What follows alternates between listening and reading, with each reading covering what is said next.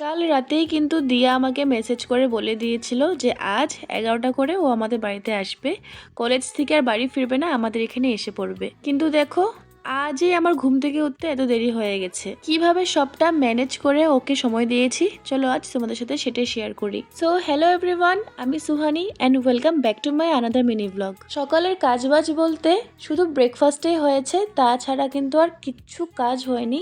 মা শুধু সকালে আসনটা দিয়ে দিয়েছিল, আর এখন কিন্তু ঘড়ির কাঁটায় 10:30। এমনি সময় আমার সকালে স্নানটুকু হয়ে যায়, আজকে কিন্তু স্নানও হয়নি। ভাবছিলাম দিয়ার আসার আগে আগে যদি সব কাজ শেষ হয়ে যায় তাহলে দিয়ার সাথে অনেক গল্প করতে পারবো। কিন্তু কপাল খারাপ, 1-2টা ঘর মুছতে মুছতেই দিয়া এসে পড়েছিল। শুধু 5 থেকে 10 মিনিট ওর সাথে কথা বলে ওর জন্য একটু ম্যাগি বানাতে এসে পড়েছিলাম, কারণ ও সকালে কলেজে গেছে, সেখান থেকে আমাদের বাড়িতে এসছে, তার মধ্যেও কিছু খেয়েছে কিনা সেটা আমার জানা নেই। ওকে তাড়াতাড়ি ম্যাগিটা করে দিয়ে আমি নিজের কাজে লেগে গেছি। ভাগ্যিস আজকে মা বাড়িতে ছিল, না হলে দিয়া কিন্তু পুরোপুরি বোর হয়ে যেত। এদিকে ওরা বসে বসে গল্প করছে, আমি বাকি কাজটুকু শেষ করে নিজের স্নানটাও সেরে নিলাম। এখন দিয়ার সাথে বসে বসে অনেক গল্প করতে পারবো।